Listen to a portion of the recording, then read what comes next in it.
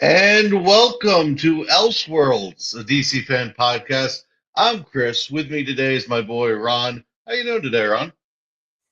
Doing pretty good, man. It's been a while since I've been on Elseworlds here. Obviously, Jordan is absent today, so I'm happy to fill in because we've got a ton of really fun topics to talk about today. You know what we do? It's his loss. He's, you know, probably miserable catching sun and relaxing with the family.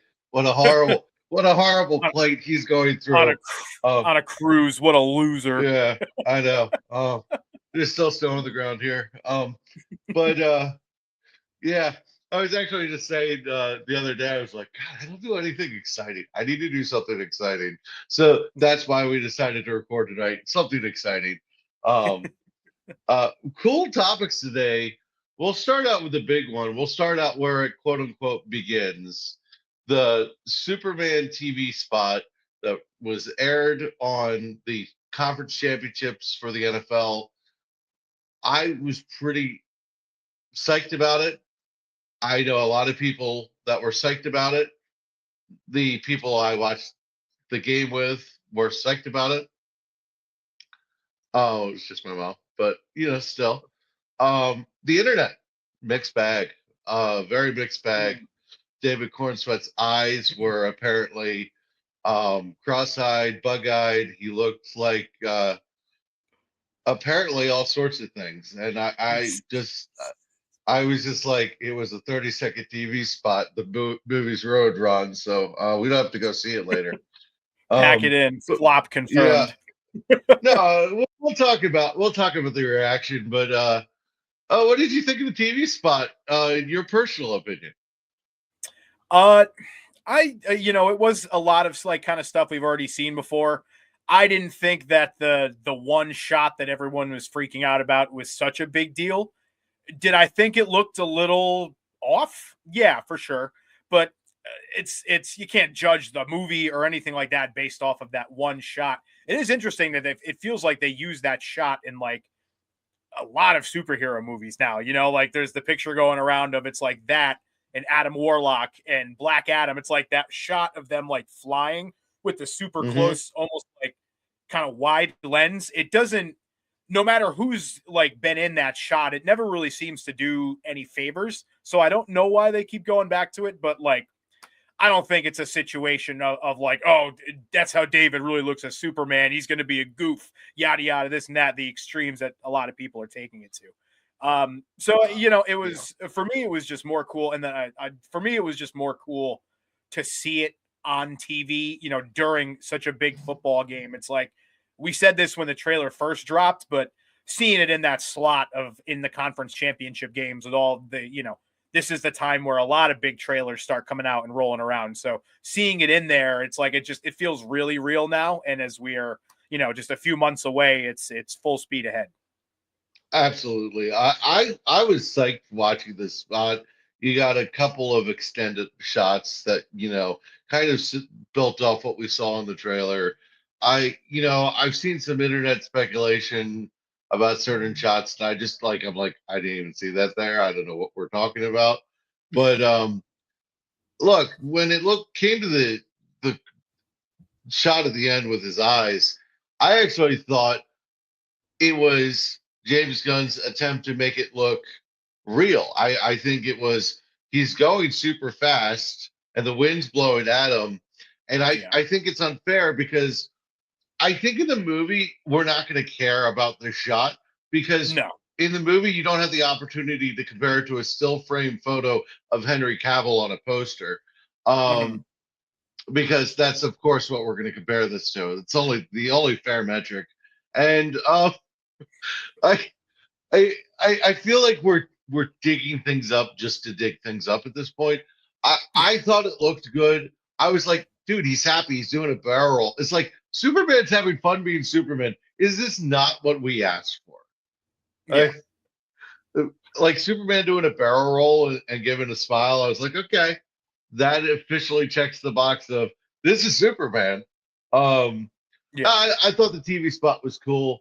I was waiting for it all Sunday, and we got it twice. It was pretty intense, and I think it's cool that they're marketing it during the championship games. I'm curious if they're going to waste any money on a Super Bowl spot for it. That would be cool. Oh I think yeah. um, I think if you've got like a really cool shot, because normally what they do for Super Bowl ads now is they say full commercial online, full trailer online. But Yeah. if you got a cool shot that we haven't seen yet, that would be the time to like a little 5-10 second shot that Mhm. we have that, maybe something crypto related. I don't know. I think that would be a good time to do that. I mean, the cat's out of the bag with Supergirl being in it, so maybe you say spoilers be damned and just like, yeah, she's in it, something like that. Um, Whatever you can do to create conversation, because Super Bowl is great for conversation. I think Yeah. conference championships just great for Twitter talk. I think Super Bowl would really generate some conversation. Yeah, not every casual in the world watches the conference championships, but there are far more TVs than not that are glued into the Super Bowl, whether you're a football fan, diehard, a casual fan, or not a fan at all and are just watching for the halftime show. Everyone's locked in.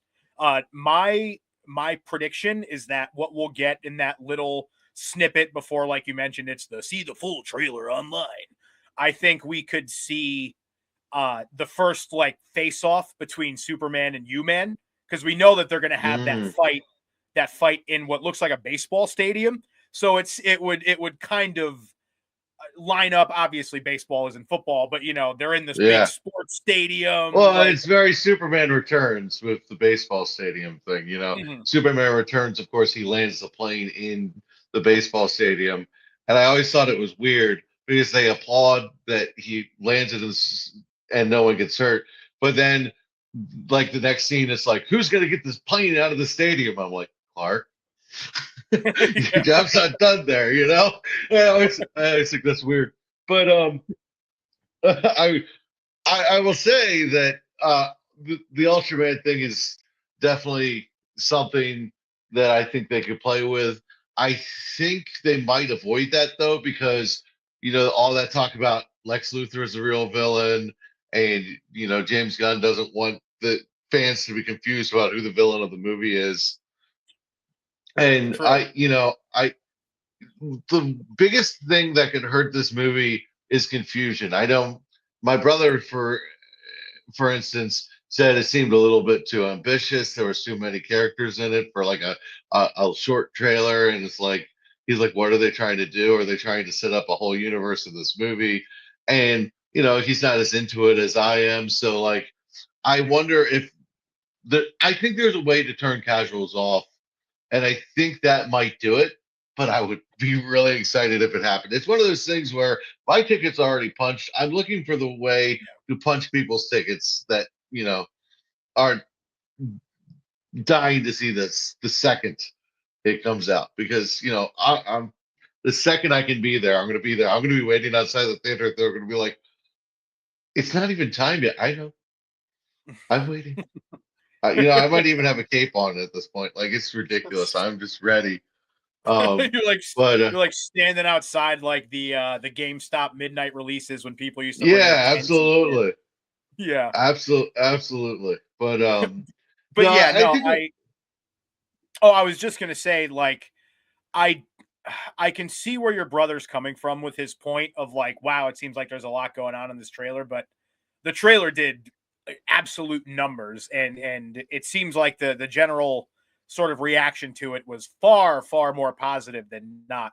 So I think that there's like in any movie, there's going to be some people who have those, that are going in with concerns and not as, let me think of how to put it, like they're not going in dying for this movie to be good like a lot of us, diehard superhero fans are. So I think that we're going to be okay in that regard. I don't think it's going to be too confusing. But if they don't go the Ultraman route, maybe we get like Lex in his armor, the purple and green sort of like mech yeah. arm. Like maybe we get something like that too to really cement that Lex is like the big bad of the movie. If we get, let me tell you, if we get Lex in the power suit in a Super Bowl spot, It might be the best Super Bowl ever, and I'm not even looking forward to the Super Bowl. Uh, Yeah. one last thing I'll say about this, because we got a lot to talk about, but one last thing, I see a lot of people comparing it to the Adam Warlock thing with the eyes. And I think Yeah. there's a bit of revisionist history going on the internet, because when that movie came out, I remember the talk of, oh man, this is how it's going to look for Superman. Adam Warlock is the test for Superman for James Gunn. And people were really digging it. And I think now people are like, oh, it looks like Adam Warlock. It's awful. Like, did we forget how much we enjoyed Guardians Volume 3? Like, I know the numbers weren't massive for that movie, but in terms of like where we are in Pretty big. superhero culture, that was a win. So I think people are kind of revising history with how the Adam Warlock thing went over and how Guardians went over. I think people are doing anything they can to discredit James Gunn, and it all comes from the same crowd. That's all Yeah. I'm going to And say about that's that. it's a thing we see a lot with these movies, like very recent new trend of this sort of revisionist history. Like Deadpool and Wolverine's a great example. All of a sudden everybody thinks that movie sucked and it was just all surface level, flash and confetti and no substance and all that stuff, when at the time all anybody was talking about was how damn fun that movie was. So Yeah, there's a lot of I, cases of that where for some reason, like, everyone hates what, once a movie yeah, I hits like saw it 2 months 3 times, but it old, was it's like, oh, horrible. that actually sucked. Yeah. Yeah. Yeah. Um, Really excited about this. Keeping it in the Kryptonian heritage. Supergirl, Woman of Tomorrow, probably just going to be called Supergirl at when it comes out. Let's be honest. Um, is in production. They started filming. We saw a little picture of Billy Alcock sitting in one of those chairs, and dude, this logo with the bluish purple background instead of the yellow for the House of El crest. I love it. I like that they're still using the Kingdom Come logo. It's not switching up the branding, but it's distinguishing, and I think that's important. I don't think anyone's gonna see that logo and be confused.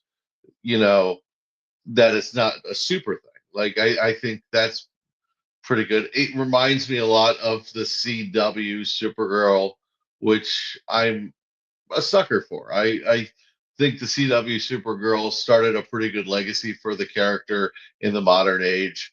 I think the show suffered more than any of the other CW shows from the CW of it all.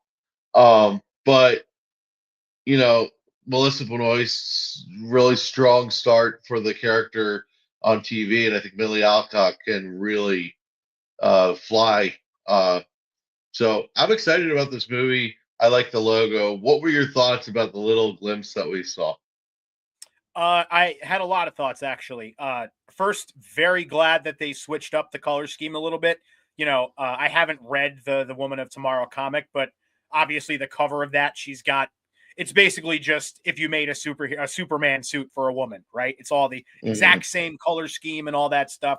So I was a little nervous they were just it was gonna feel a little repetitive in that regard, especially with those projects being back to back, like right after each other. I mean, you got a year in between, but in terms of DCU projects that we're going to see in the movies. So I was glad to see that. I really like that tone of blue too. It's that almost like you said, it's like an indigo almost, and the Hmm. the red is just so much more bold. It kind of pops more. It's whereas I feel like in the Superman suit, it's like the yellow is kind of the star of the show. It feels like in this one, it's that red is just bold and in your face, and I feel like it's going to be very reflective of the character herself.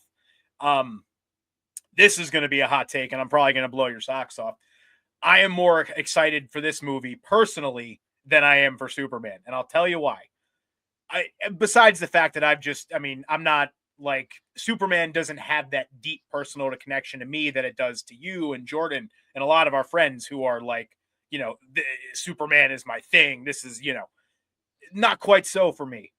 But I feel like when it comes to, characters like Superman and Batman, we've gotten countless movies from them at this point.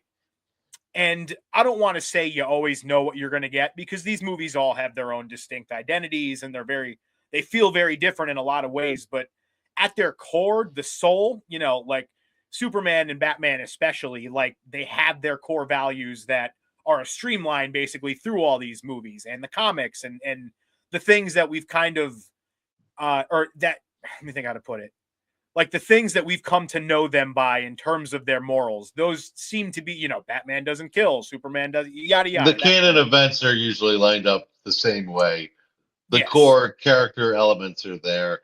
And Supergirl's a different character too. I mean, Supergirl, a woman of tomorrow, is a bit more jaded. She's got a bit of a kind of a punk rock style in terms of her Mhm. personality. Um, I honestly, a lot of times, I think they're going for a more Spider Gwen kind of a Yeah. character with her. I think that's kind of the direction they're going to go. But I think the red bleeds. I like what you said about the character. It's going to reflect in the character. I think Supergirl's going to be a little edgier. I think Supergirl's going to be maybe where Clark is this. Gee, golly, this is wonderful. I Yeah. think Kara is going to be like a little more sardonic, a little bit more reflective, and um, in tune to the reality as it is, not the reality as she hopes it will be. So Mhm. I like what you said there. Different characters. Supergirl for me, it's almost more interesting of an origin story because she saw Krypton like 10 days. Like she knows Krypton. Clark doesn't know Krypton. He learns about Krypton. And she's supposed to like be there to protect him. And most I don't know which story they're going to go with, but for the most part, the pod gets knocked off course, and by the time she gets there, he's already Superman. So, she's got a very interesting backstory, and she should be a little bit angrier than Clark ever could be because she's dealt with so much loss. Whereas Superman is gaining heritage the more and more he learns about Krypton. She's experiencing loss. So yeah, I do think they're different characters, and I do like the distinction, and I do love what you said. I think the logos will reflect that. Mhm. And I also like, I think because I'm more unfamiliar with Supergirl, like basically all of the general audiences, because the only iteration we've gotten of her in movies is what? Oh, I forget the actress's name already. Helen In the Slater. Flash. Yeah. No. Okay. So I No, missed that one. well, I'm thinking of the 1980 Oh, okay. 84 movie Supergirl, which, by the way, is absolutely horrible. It's one of the worst movies you'll ever see. Um, Didn't even know it no, existed. no disrespect to Helen Slater, but it was, and she'll probably tell you it was bad too. I would bet. Um, Yeah. but it's a weird movie. But Yeah, Sasha but Calle in the Flash. Yeah. okay, yes. Yeah, that's who I was referring to. So it's a fresh character that we don't really know too much about, and it's just that's exciting to me. I'm also going to pull the picture up again here, because tell me this doesn't seem like a shot ripped right out of a Guardians movie, right? Like just the Hmm. bright colors and the sort of, it appears that she's at some kind of like intergalactic bar.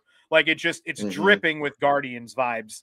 And I know that the character, the little that I do know, is that she tends to be much more cosmic, whereas Clark tends to be more earthbound. She's Uh-huh. kind of more up in the sky. I'm a little disappointed that James Gunn isn't helming this movie. And the reason I am is Mhm. because just what you said, Guardians of Woman of Tomorrow, which is a comic they're adapting, is a space odyssey. They're Mhm. going on this quest to get Krem of the Red Hills or the Yellow Plains or whatever. I probably said that wrong. Who cares? But they're going on this quest with Ruthie and Supergirl, and it starts with her going to a planet with a red sun so she can enjoy her 21st birthday at a bar. Because Supergirl can't really get drunk under a yellow sun or experience the effects of alcohol. That's probably what Uh, that shot is then. Yeah. yeah, and so it's it it makes me feel like they're doing exactly what they said. They're adapting that, you know. and I think it's good to adapt that too, and not come in with too original of a story. And the reason I think that is because Woman of Tomorrow was a real shot at defining Supergirl. I think in a lot of the comics, she's just an accessory to Superman, or she's a plot device to Superman's story. I think a lot of the times, one of my favorite Supergirl stories is, you know, uh, Superman, Batman, where she falls from the sky, and you know, you know, then Superman's like, "Oh, cool, there's another Kryptonian," and Bruce is like, "Whatever," and then she gets trained at Themyscira. Uh, uh, Darkseid kidnaps her and like trains her to be a weapon, and they have to save her from Apocalypse. Like the whole thing, but it's a Superman story. That's even that like is one of the best Supergirl stories, and it's essentially a Superman Batman story. Not even her story. Yeah. Right. So to get a real definitive start on Supergirl, especially as you're starting the universe, I think Woman of Tomorrow is the perfect playbook for that. And the fact of the matter is, it's Space Odyssey, such a James Gunn thing. I know Gillespie is the director. I actually saw a TikTok, I think I sent it to you, where Sebastian Stan was saying he was looking forward to the Supergirl movie because the director is so wonderful, and it's going to be a great film. And I was like, that got me excited because that's the guy is no reason to say it other than the fact that he truly means it. So that was cool. He also said in that clip that he was obsessed with Batman Returns, which means he's one of 10 people, including me, that agrees. Based as Yeah, fuck. Hell yeah, me too. yeah. So I was like, yeah, that clip on TikTok like kind of gave me a little resurgence to that. But yeah, I'm really looking forward to this movie. I think it's going to be great. Um, I think we know more about this movie than the Superman movie, if we're being 100% honest, because it's based on Woman of Tomorrow, and it's supposed to be an adaptation. Mm-hmm. So yeah, and before we kind of move on from the Supergirl topic, I do want to specifically shout out Millie Alcock too, because like her portrayal of Rhaenyra in House of the Dragon was fucking tastic. Like by far my favorite part of the first season of that show. She was tremendous. And I don't know if you've watched it, but they kind of did a thing halfway through where there was like a time skip and then they recasted. So like I was super bummed that she didn't get to like play the character all the way through. So seeing her get, another role in a universe that I'm going to be super dialed into and like watching and really enjoying it really fires me up. So more on top of all the whole cosmic goodiness and the awesome shot we got and all that stuff, I think perhaps the thing I'm most excited about is just seeing her in the lead role and getting to shine like I know she's going to. dude, that is exciting to hear. What would you say is the one trait like from her performance that you could pinpoint to be like, yeah, that's going to help her with Supergirl? Is there something that like thinks you cross over a little bit? I would say the way that there's I think the way that I would put it is there's like a powerful innocence there. Like she's a good innocent character, but she also is kind of like a no bullshit kind of character. So I think that's something that's going to translate over very well. Nice. I that's kind of car to a T. So, yeah, I'm looking forward to that. Um, so lanterns is our next big thing to talk about, and this is getting exciting, man. Um, this is getting exciting. We have a Sinestro cast. Yes.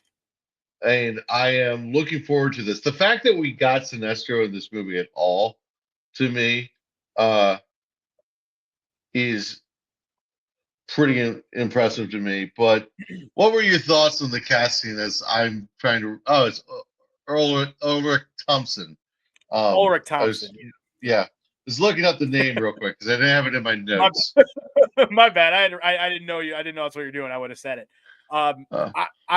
It's an actor that I'm not familiar with, and here I'll throw a piece of art that somebody put on Twitter. The guy's name is John Reagan, who kind of put together this Photoshop of what he might look like, which, I mean, absolutely spot on, right? He looks awesome. So I'm, like I said, I'm not super familiar with the actor. You know, he was in a show that was very popular called The Banshee. Never saw it. I guess he was also most known for a movie called The Celebration. Also, unfortunately, didn't see it. But in terms of look, he's definitely got it. You know, I'm going to have to go back and watch some of these projects he's been in to see what kind of, you know, what he brings to the table that will translate over to Sinestro. But, you know, he looks the part. So, I mean, I wish I had a little more to go off of, but hey, look at the part I'm battle in the and he same has boat. it. So I'm in the same boat with Lanterns, but what I will say with Sinestro, the actor, is you couldn't have a more sinister looking guy. Like, and apparently that's right up his wheelhouse. And it makes me think they're going for the real Sinestro in the full form um, thing, and that could be really cool. You know, we already have Green Lantern and Superman. We have two Green Lanterns, the two main ones in Lanterns, and it's going to be interesting to see because Hal Jordan's story is so tied in with Sinestro that it's going to be interesting to see where they are in their relationship in the show. Because if Hal's already mentoring John Stewart, well, there's probably some cookies that that already have all happened. crumbled in the story. Yeah, yeah. Yeah. So, So so what I think we could get is you know, we were in group chat kind of talking about this with Jordan on how mhm. they could do this. And the two that I kind of stuck on were, one, if all of the Sinestro stuff already happened and he's sort of in the Hannibal Lecter and Silence of the Lambs role, like the Lanterns have him locked up in prison, but they are, or at least Hal is kind of going to him for help and to kind of get into the mind of a criminal to solve whatever this mystery is that they're going to do. So it could be something like that, or it could just be all flashbacks, which I don't think I would like too much. I would hate if they like told that whole story just via the lens of flashbacks and in X amount of episodes, because I feel like Sinestro deserves better than that. So those are the two that I'm most leaning towards right now. Probably more the former, because then that still leaves it open for like, okay, and then Sinestro can break out of the Lanterns prison at the end, and then that sets up either a movie or a second season where he's like the true big bad. Yeah, I would love to see Sinestro fully formed in the DCU as the big villain. You know, I think he's one of the most sinister villains DC has to offer. He is so integral to Hal Jordan's story and so big into Lanterns as a whole. So the fact that we're getting him was kind of welcome news for me. The characters we know for Lanterns, we have Hal Jordan, and he's going to be played by Kyle Chandler. Aaron Pierre is John Stewart. We just talked about Earl Rick Thompson, the Sinestro, Kelly McDonald as Sheriff Kelly, and then Garrett Dillahunt as Willem McCone, which is apparently a original character, and Porna Jagannathan as Zoe. I'm hoping I said that name right. But I know I said Zoe Chris, right. don't forget the little Dutch boy. He'll be in there too. Uh, we don't know if he'll be in Lanterns. It's a good Oh, bet. he's got to be. Oh, He's got to be, right? the little Dutch boy. Oh God. That's what he looks like. What he looks like. I We stand are, of by it. course, I talking stand by it. about All they had to do was trim the sides, and it would look fine. Little nitpick, but I stand by it. Nathan Fillion, Green Lantern and Superman, of course, is what we're talking about with the ridiculous bowl cut. I, I, and if you're listening on the podcast, I'm sure you've seen the trailer 100 times. If you're listening to this podcast, you watched the Superman trailer no less than 10 times. Yeah. Let's be real. Yeah. If we popped up on your Yeah. algorithm, yeah, you are way too deep. Yeah, you're in for it. But yeah, camera tests just started for Lanterns, so that's news that popped out today. I'm really excited. We just talked about one character played by Porna Jagannathan. She said it is the best or he said it was the best sci-fi script they've ever seen. It was simple and broken down and in a way they've never seen it done before. So that's exciting. And there was another piece of information that got kind of snuck into this same article where they talk about the story a little bit, and they talk about how Hal and John are going to be investigating this town that has been overtaken with superhumans, and that raised some questions for me. I'm not going to say concerns, but definitely questions, because when this show was first announced and they gave kind of the little spiel on what it's going to be, they said it was going to be a True Detective style mystery show, sort of like a murder mystery thing. And I don't want to say like I can't see how this becomes that.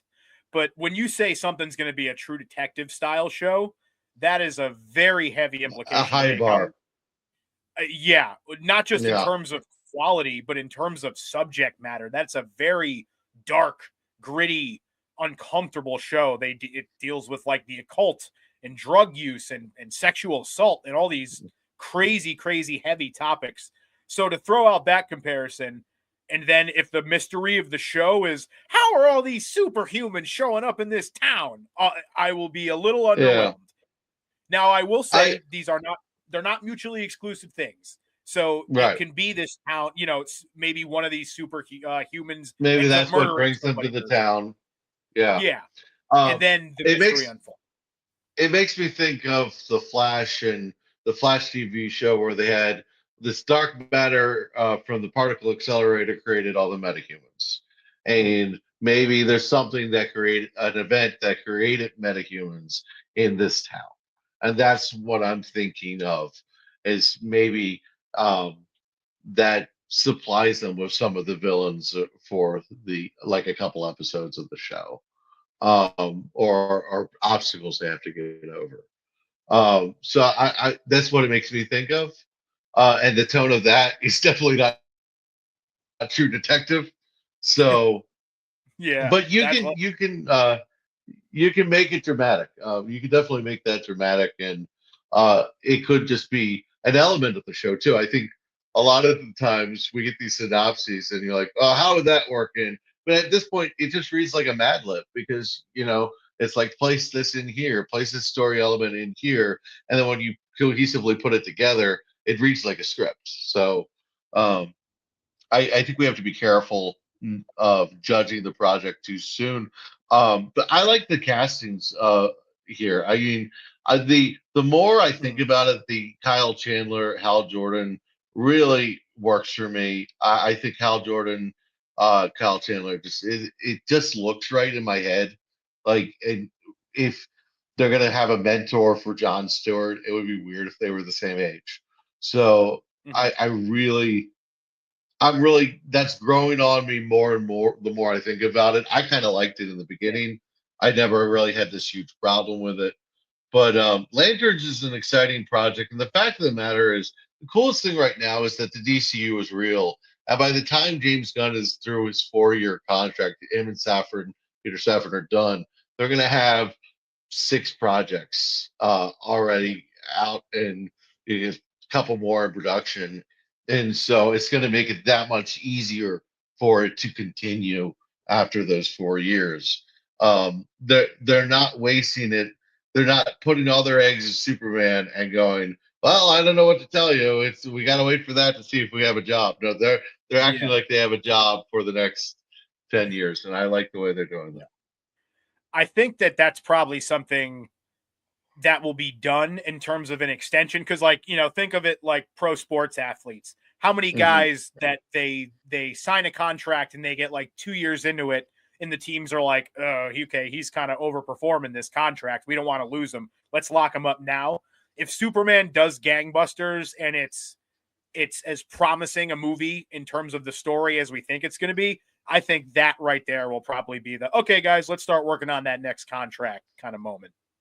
Yeah, I think we've talked about this before, but if Superman gets about the same numbers as the Batman in 2022, we're good. Oh yeah. I think that is the reasonable bar for that movie. If it exceeds it, Ron, we're better than good. We, you Oh yeah. know, I think Superman. Well, I think July in general is going to be really exciting because I think when you look at superhero fatigue and you look at just the nastiness of the world that we are living in right now, I think Superman and the Fantastic Four are these uplifting, more family oriented, more hopeful oriented stories. And I think getting them in the same month is going to be a lot of fun. We're going to be in the theater a lot. And I think it's going to put a shot in the arm of the genre. I really think people are going to be like, oh, this is what I wasn't getting. I think Superman has a chance to be DC's Iron Man in the sense of the thing that kicks it off, the thing that finally connects with a general audience. I think people want to like Superman. He's the granddaddy of all superheroes, which I think they just need to be given a reason to.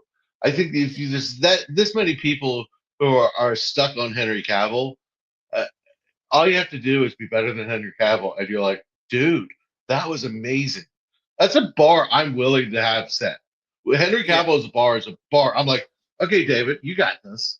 Yeah. So, Or even if no he's offense as to good Cavill at and all. just a little different, if he's as good and a little different, Hmm. like that's the main thing I'm curious to see about how he's going to differentiate himself from Henry Cavill's take. That's what I'm not only interested but excited to see. Yeah, absolutely. I think this is going to be a fun movie, and I think it's going to be a rewatchable movie, and with all the action and uh, James Gunn movies tend to be the most rewatchable of the superhero stuff. I've probably watched Guardians 2 probably more than most Marvel movies. Yeah. Again, Guardians 2 is the one that nobody likes, but I swear it's kind of my favorite. Um, but yeah, I uh, I will say I think we hit on lanterns, and Yeah. we have a pretty big doozy of a topic to talk about. Uh, you want to dive into the Batman of it all? Let's do it. All right, Matt Reeves. Whatever's going on in Matt Reeves' life, whatever parameters James Gunn has provided, the Batman Part Two is just not coming. Apparently the script's not even done. You're probably going to see the Batman in 2027. The Brave and the Bold has been waiting for anything on the Batman Part Two. Uh, James Gunn made the first appearance of Batman very vague on purpose in Creature Commandos. So he want to be set into anything. Ron, is the state of Batman eh, moving forward the murkiest thing in the world? Because it feels like it. It is. It is. And it's unfortunate because Is like this a mess with an ant? there has been a lot going on, a lot of stuff going around in terms of like what might be going on with Matt Reeves. We won't sit here and speculate, obviously, but it seems pretty definitive that there's something out of work going, at home going on that is causing these delays. So, if it's whatever it is, obviously our heart goes out to him. But just speaking from the perspective of a fan who's been waiting for this stuff, it's really kind of unfortunate. Like, with everything that's going on with the Batman, I think the thing that upsets me the most is that it seems like they are hell bent on not getting Brave and the Bold even started until the Batman 2 is like done, released, has enough time to breathe afterwards, so they're not just dropping a new Batman movie the year after. So at this point, we are in TBD mode on Brave and the Bold, and it sucks because it's a movie that's, I mean, by the time it comes out, it's not a stretch to say that it might be 7-8 years from the time that it was announced, which is Mhm. fucking crazy. So like, Yeah. it's unfortunate. And again, whatever's going on with Matt Reeves, like straight up, like heart goes out to you, dude. Hope everything gets cleared up. But it's unfortunate. It's a bit of a bummer. So a while ago, a long while ago, before all of these negative headlines even started to come out, the guys over on DC Unlimited podcast, they they they started playing around with the idea of making Robert Pattinson the DCU Batman, and they just had a podcast in which they talked about it some more. It's an idea that's growing on me more than I thought it would. Uh, and Boo. one of the things they said that I thought I should highlight here, because it's an idea that I thought was good. They said, well, it's going to be so long before you can get to Robin pretty easily. You can get to all these things because all this stuff is going to happen off camera. It's been a long time. Uh, excuse me. That to me could be the justification for getting to some of these things. I don't. I love Robert Pattinson as a Batman. I don't have a problem folding him in if that's the answer. I don't think I can at this point, other than I'm going to say something you're going to like is James Gunn made a mistake by giving us so many details about Brave and the Bold in his pitch. The Batman should have been a little more vague. We shouldn't have known anything about Damian being the Robin. I think we should have um, left as many spaces on that bingo card as you could uncrossed off. And I think this is a bit of a uh-oh situation. But you got the Clayface situation. You're getting a Clayface movie. I feel like you know got to have a little bit of a element of Batman exists in that movie, whether he's in it or not. I don't know, man. I'm not feeling it. I'm not feeling it right now. I'm not feeling waiting for Matt Reeves. I almost feel like you might want to give it to another guy and be like, Matt, are you sure you want to do this? Yeah, I don't know. I don't think they can do that in terms of the Batman too. But in terms of the Pattinson and the DCU thing, he is so not what I picture for this universe. I think he works great in the Matt Reeves universe, the sort of, more like Gotham that feels kind of like our world rather than the more fantastical, gargoyles on the buildings and the bright lights, kind of the Schumacher style Gotham that I really want to get in the DCU. Because it seems like everything we've gotten so far from James Gunn indicates that sort of modus operandi one is making these movies feel like comic book movies again and making them not just feel so, I don't want to say dreadful, but it kind of beat you down in the way that the Snyder and DCU movies did. DCEU, excuse me. So I the Batman that I want for this universe is one more kind of faithful to the comic / animated series. Give me that big barrel chest. Give me give me the white eyes. You know what I mean? Like, I want one that feels like it could be ripped off the page of a comic or a cartoon. And A Pattinson, little skeptical about White Eyes in live action, but yeah, that's fair. And then people have done some edits that haven't looked so good, but I think there is a way you could do it. I'm sure there's a way you could do it, but I'm skeptical. But what I Yeah, would say is that Pattinson is a really good Batman, he is. and it like repurposing it could save lot of freaking drama and a lot of speculation, a lot of what are we doing here? I I know they don't want to do it, but I don't think they set it up to because the Batman was so isolated, they didn't really say anything that means they can't connect to the rest of the stories. Yeah.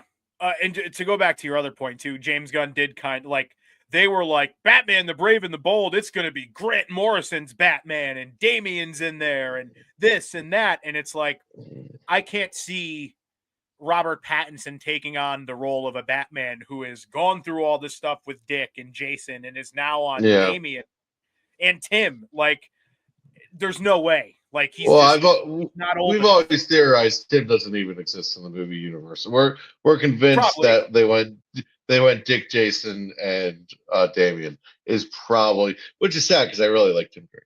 But Yeah. It would probably be a I little overkill to have all four of them, though. Yeah, you're right. well, you're gonna confuse people to death because you're gonna have, wait a second, you're gonna have Robin and Red Hood. Yeah. Okay, but think about that. Think about how confusing that is. How confusing is it going to be for general audiences if it's okay, the Batman that was in this more grounded, kind of gritty Gotham, now he's going to be in this different franchise and it's the same guy, but not exactly the same character, but it's played by the same actor. Like, people's heads are going to be spinning trying to wrap their heads around that, at least in the general audience.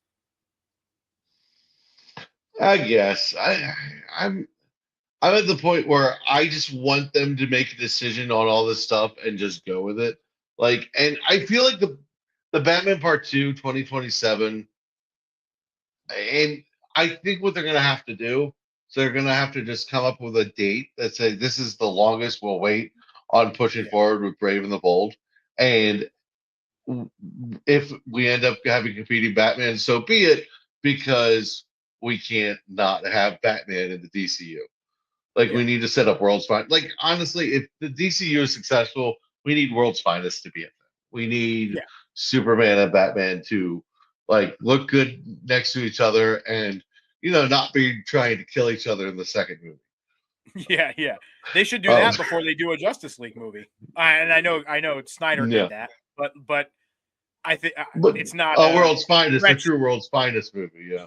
Yeah, it's not a stretch to say that would be far different than Batman versus Superman. Yeah. Yeah. Once you put the verses in there, everything else kind of went to the wayside. It was like, it's not, the worst part about that is that, oh God, I'm just not going there tonight.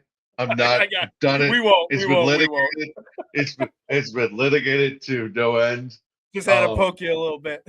I'm a DC fan through and through. I'm there in the Thursday preview of all these movies. It's just, and I remember, I think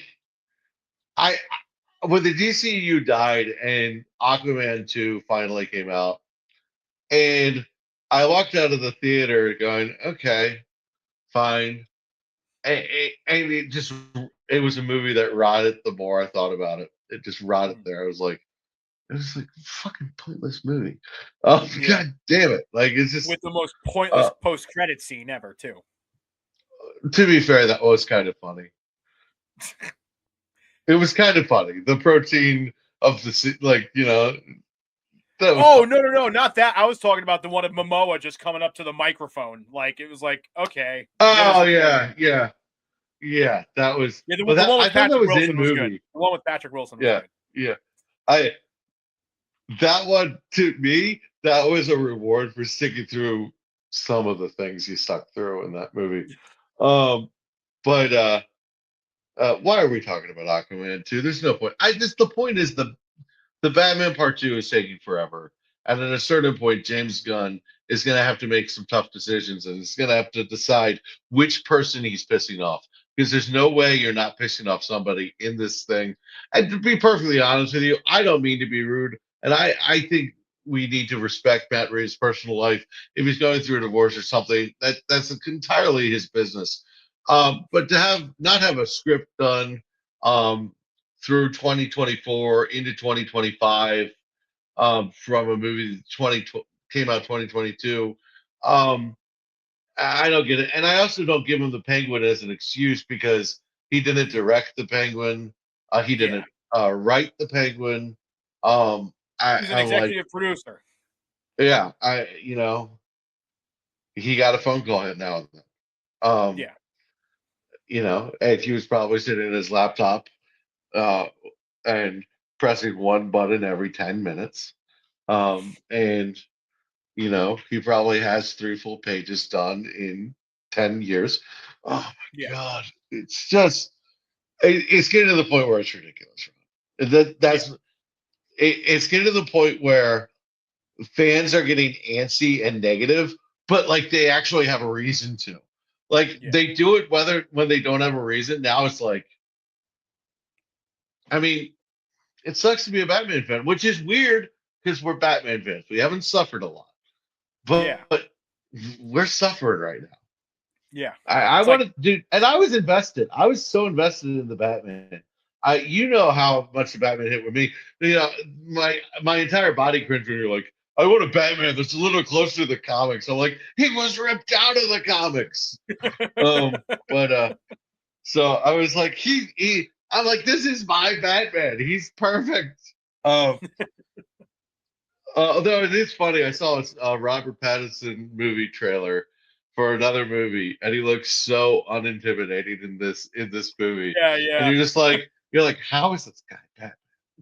And it was the feeling I had when he was cast. It was just like, what? He's got And range. it worked. It worked out. He's an incredible actor. Um, Was he, that he the so, was that the trailer? Was that the trailer that I sent you guys the meme of but what was Batman up to during the Penguin? And he's like just in China, like taking pictures of stuff and everything. it was something about space clones. Oh, okay. I Clones don't in think that was space. But he's a busy guy. I mean, Robert Pattinson is a very talented actor. He's very busy, and I know he's joked he's going to retire by the time the Batman Part Two comes, which makes it even worse. might not be a Um, joke at this point. I you know at this point I'm like, God damn, just call Christian Bale up. Be like, you want to make another? I don't care at this point. Yeah, right. You know? Him and Hugh Jackman until they're 90. Till you're 90. Oh my goodness. I think the Batman could be part of the DCU. It just depends on how much James Gunn wants to shed from his original plan and how much Matt Reeves is willing to bend. And because they're both stubborn people, I don't think it's going to happen.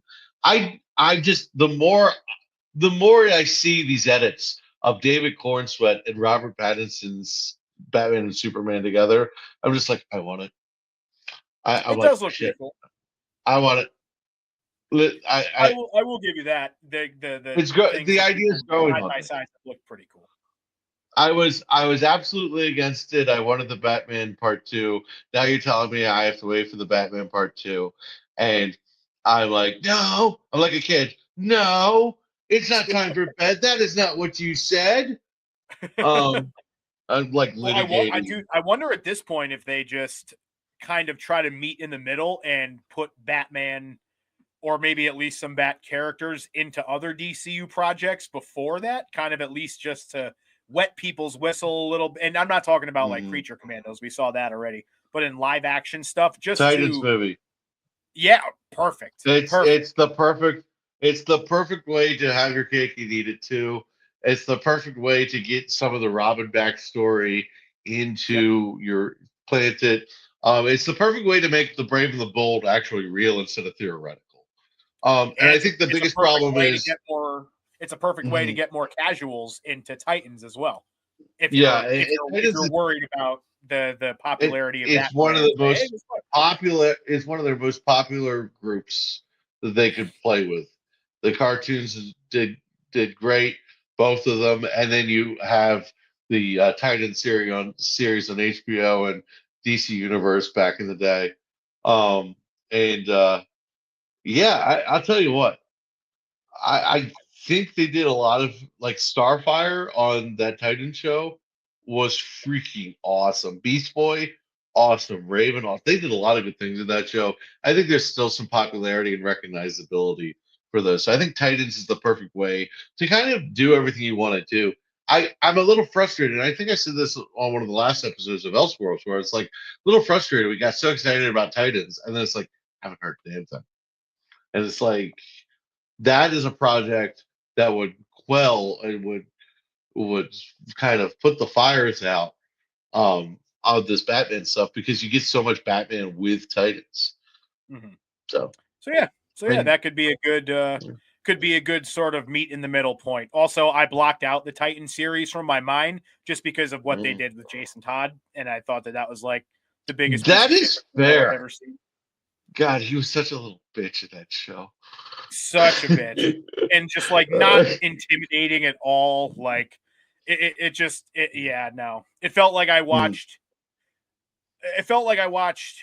Let me think of how to put it. Like that kid reminded me of like if somebody tried to draw Timothy Chalamet by memory. Like I don't know. There's something about him. Like it just like yeah. It was just a little too angsty and angry for no reason. Yeah. With no backstory given. The one thing I didn't really love about Titans is the guy from Game of Thrones being Batman, and you're just like, you're like, okay, so they're going for like a more Adam West kind of thing, but like this is incredibly serious and dark and violent, and you're like, so they're going for a more Michael Keaton vibe of the show, but the Batman's more Adam West. It was like, what are we doing here?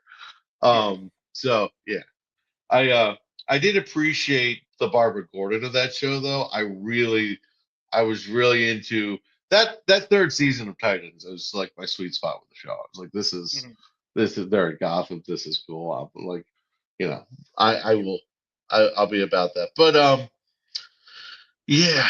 Anyway, we have a pretty cool comic to talk about. We do. If you want to absolutely dive into it. Absolute Batman. Okay, I'll be first and foremost in saying I still hate the design. I don't like the design. I never liked the design. It's the reason that it took me so long to get into the comic. Um, the comic itself is incredibly well done.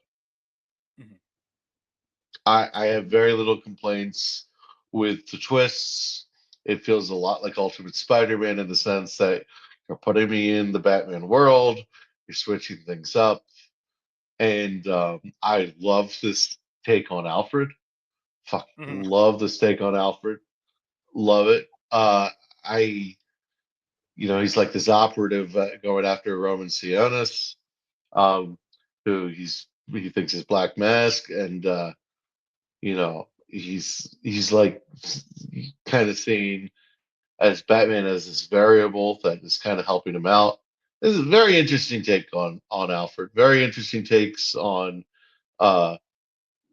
Bruce. I think I think issues 3 and 4 were the strongest for me. Yeah. So far, I think 1 and 2 were kind of getting there. I think 3 and 4 is like, okay, I'm kind of sold on.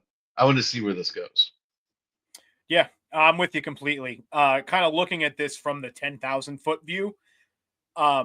Between everything that DC has going on with the Absolute universe and everything that Marvel has going on with, as you mentioned, the Ultimates universe with Spider-Man, Black Panther, they just dropped a Wolverine comic, the Ultimates themselves. I don't know if I can say this is like the golden age of these multiversal, like fresh take universes, because there's a long stretch of time there in like my early to mid 20s, even creeping into, like before that kind of late teens, where I was out of comics completely. So I didn't read like the original Ultimate Spider-Man or anything like that, but it feels like both companies are doing a really good job of freshening up their universes right now, and it's showing in the sales. I mean, anything with Ultimate or Absolute in front of it, go look at the comic charts. It's like Ultimate, Absolute, Ultimate, Absolute, like all of the main universe stuff. It's almost like it's become so convoluted in these individual universes, and there's so much stuff you have to know that there's like no entry point. So these provided a great new entry point into comics for people, which I think is awesome. And to your point that you mentioned about kind of the way that they've switched up, Alfred, and I also think of the fresh take of like Bruce's childhood friends are like Croc and Riddler and Oz and like Harvey, like, and Selina, like such a cool take on these characters. And I do think eventually we're going to see at least a few, if not all of them, end up becoming the villains that we know. But it's just such a fresh take and doesn't feel like the same old kind of cookie cutter stuff that we get in a lot of the main universe stuff these days. I'm also a big fan of the tech that we see from the Batman in this universe. Like I'll pop this picture up again. The spikes that come out of the cape, and he's got that Hate it. sort of I can't stand it. You know? Oh, you don't like it? I like the axe. I like the axe. Just like the Batman, I like that the logo is actually useful. But I don't like the spikes. I miss the cape. I you know I it's not my thing. That's fair. That's just not my thing. It's everything I want out of Batman until you get to that point, and you're just like, uh. That is fair. That is fair. It's It's not as definitely noticeable in the action of the comics as it is on the covers. very much so. And the same can be said for his size, right? We made the joke when they first released that cover, and it was like, oh, okay, Kingpin It's from like, Into the why is he Spider-Verse Bane? is Batman. It's Yeah. like, yeah, it's like what the hell is going on? But it doesn't feel as pronounced in the comic itself. He just feels like a really jacked Batman. Yeah. And we saw him in like a less jacked state too, which is kind of cool. Like he built the bat, and the last issue was like he was like describing why he chose the bat as like his symbol, and it was so much cooler that I fell into a well and I saw a bat and I was scared. You know, Yeah. it's let's be honest, it's a cooler backstory in that regard. Way cooler. Um, And I we didn't yeah. have to see those damn pearls hitting the ground again for the 8 zillionth Uh-huh. time. I've told Jordan this. I've told pretty anybody who listens knows I am an anti Martha's Pearls kind of guy. I never want Me to see it too. again. I'm so over it. I I am just completely done with it. Unless Catwoman is stealing them, I don't give a shit. Yeah. Literally, it's not my thing. I'm tired of it. And you know what? I like the fact that in this, like I wasn't sure how it was gonna work. I kind of like the fact that Batman isn't like the super privileged, super have every answer resource. Like he has to be smarter in Absolute Batman almost. Um, which it makes sense. I like everything they're doing. Just take away the spikes and give me a cape, and I'd be so much happier. I Well, need I. well, he does still have a cape. It's just, it's just the And spikes kind of protrude out of it in certain then you got moments. these weird little arm things. It's I don't like it. Oh, you didn't like those? I thought those were kind of I sick don't. too. I hate it. I hate it. I I think they literally called them hate like it. bat thumbs or something. It's just the worst. It's not my cup of tea.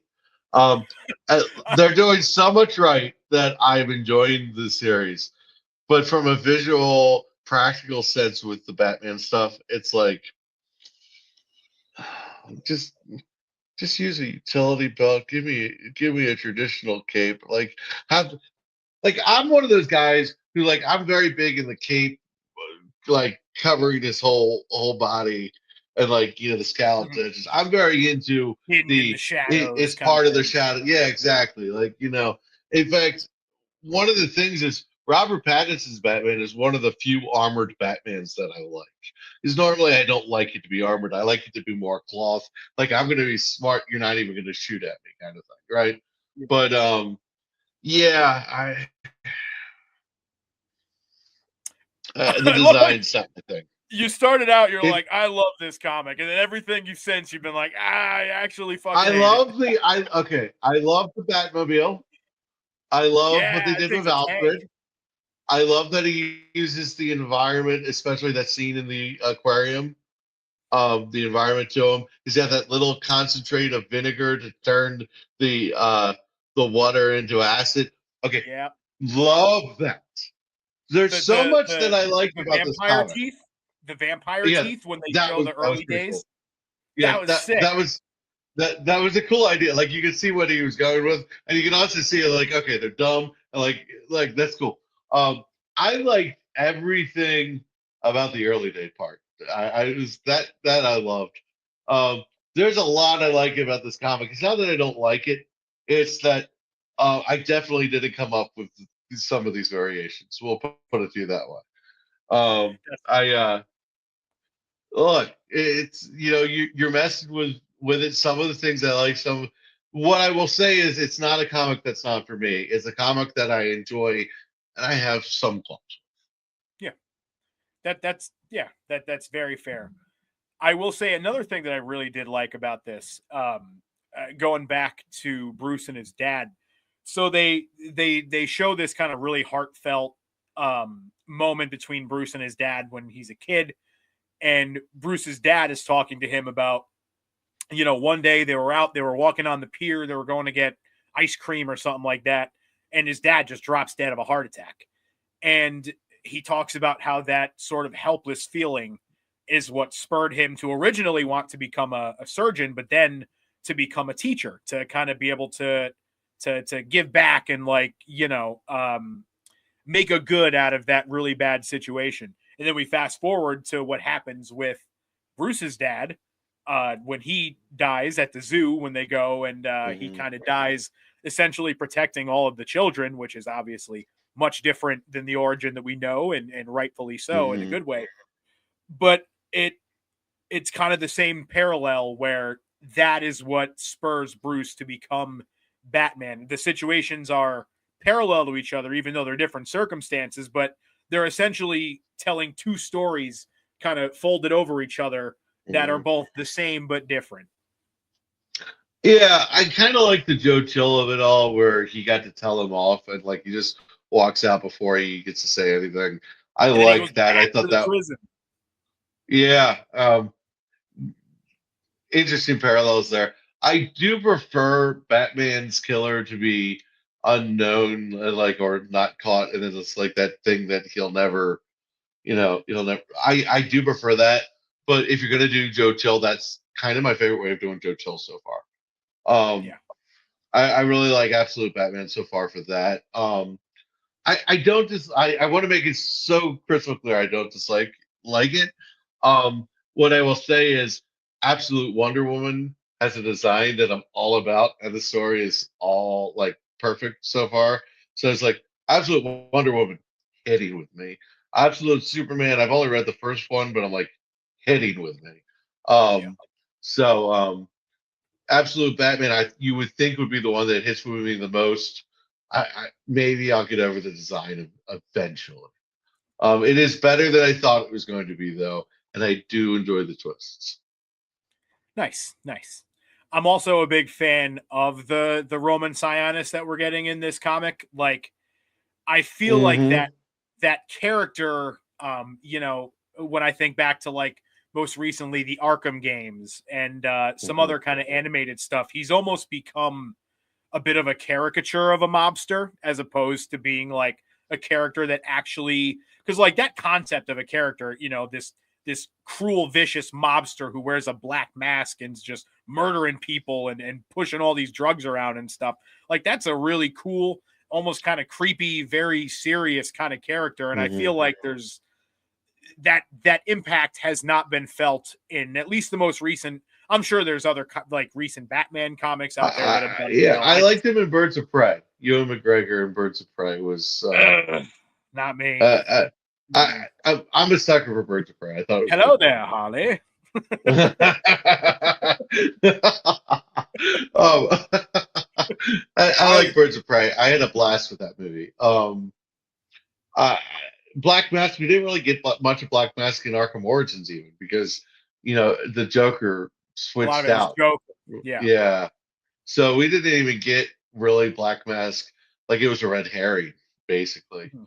So Black Mask is something like even in the animated stuff, I feel like we haven't gotten a lot of. So I do like. I think this Black Mask is like whoa, like Yeah. well, but like it's a Dude, he weird looking breaks thing. all that guy's limbs and he just chokes the Hmm. life out of him. Like, and he seems much more powerful. Like he has got his Hmm. hands in every single pie, and they're setting up all of these what is it called? Like the Arc Foundation or whatever. Basically, he's responsible for building Arc all of M. Arc M. Yeah, and they're Yeah. spoiler, like what the main kind of plan is he's planning on building a massive kind of super prison in Gotham, and obviously for financial purposes. But he's kind of done it in a way where it's like he's the one responsible for all the crime, and now he's also the one that's swooping with the what is their group called, the party animals, and like they're causing all this destruction, and he's like, oh, you know what, actually let me come in and take all your money and build this huge prison. And like it's just a very smart, very cunning take on the character, very in control, and has a lot of power. And I think it's a very refreshing take on the character. Do you have a favorite moment? Because I have a favorite moment. Do you have a favorite moment for the first 4 issues?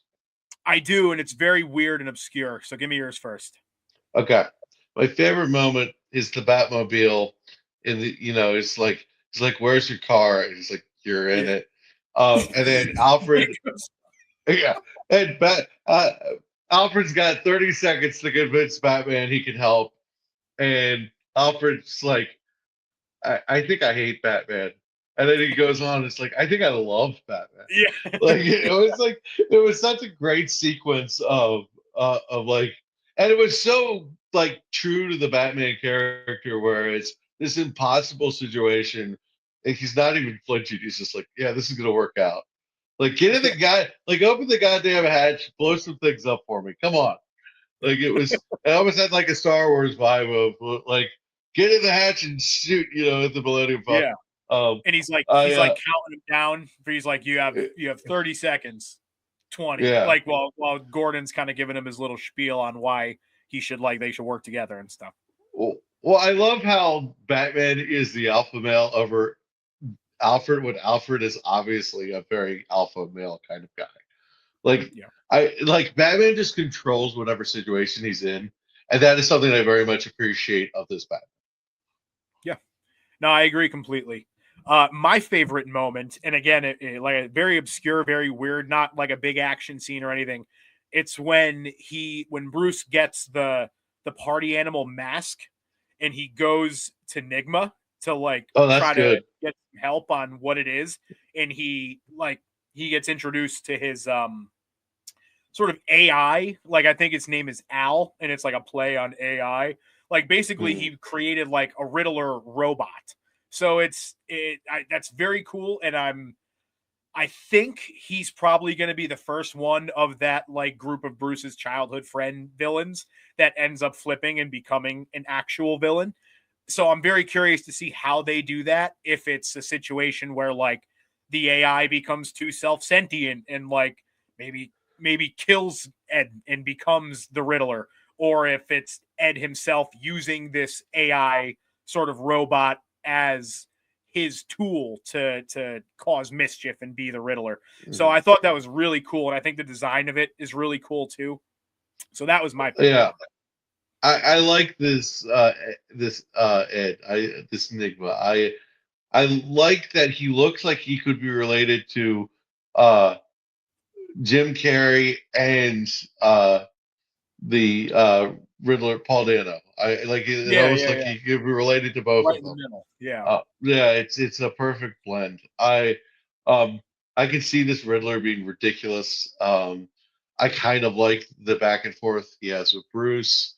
Yeah, I agree 100% with you. Like I wouldn't even say that's like more obscure, like you said it was. It's just not like an action moment. It's more like a character moment. But yeah, I have no problem with this other than the design. I and maybe I'll get there. I got to be honest with you. When you tell me, oh, cool, different Batman, I'm like, you know how many versions of Batman I haven't blinked an eye at?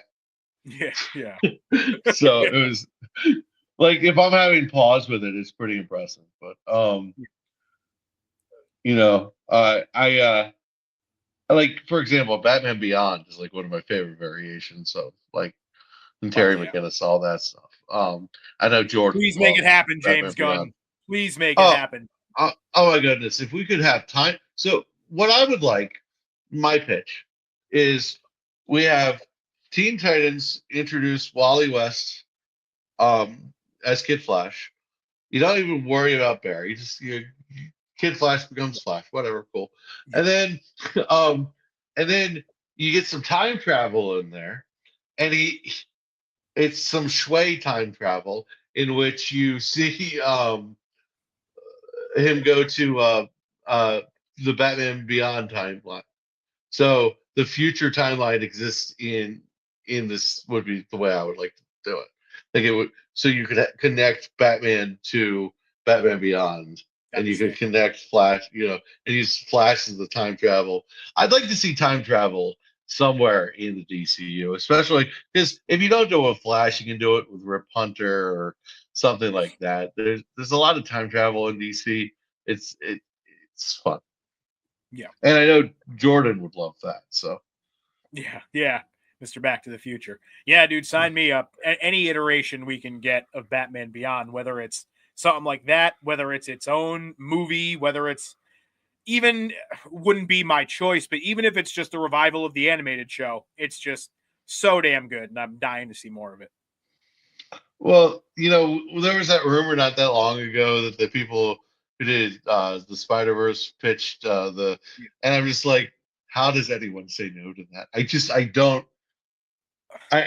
on face value, I'm Printing just like, money, printing money. uh, like, it would be so fun. I just, Batman Beyond is beyond fun. I don't, what a wasted opportunity. But yeah, I'm with you. I want Batman Beyond to get going, but yeah. All right, what do you say? Say that about wraps us up here today. I think we've gone. Oh wow, we went even a little longer than I thought. An hour and 16, I think we're good. I think we covered everything we said we were going to cover. Um, and I want to thank you for coming on and doing this with Jordan's vacation. It was kind of fun to just hang out with you, old school. Like, anytime we can get a one-on-one, it's pretty special and awesome. So appreciate that. And yeah, guys, you can check us out. Everywhere you can on Twitter or X or whatever you want to call it. I have the hardest time calling it X, Never. but Twitter's we the are life. at elseworldsdcfan on Twitter. We're also on Blue Sky. We have a lot of things coming down the pipe with the network in general. We have the To the Infinity Saga cranking up for some Brave New World content coming soon. Yeah, guys, check that out. Jordan's got 8,000 podcasts to plug, so I will plug two of them there and call it a day. Um, Thanks for joining us and have a great day.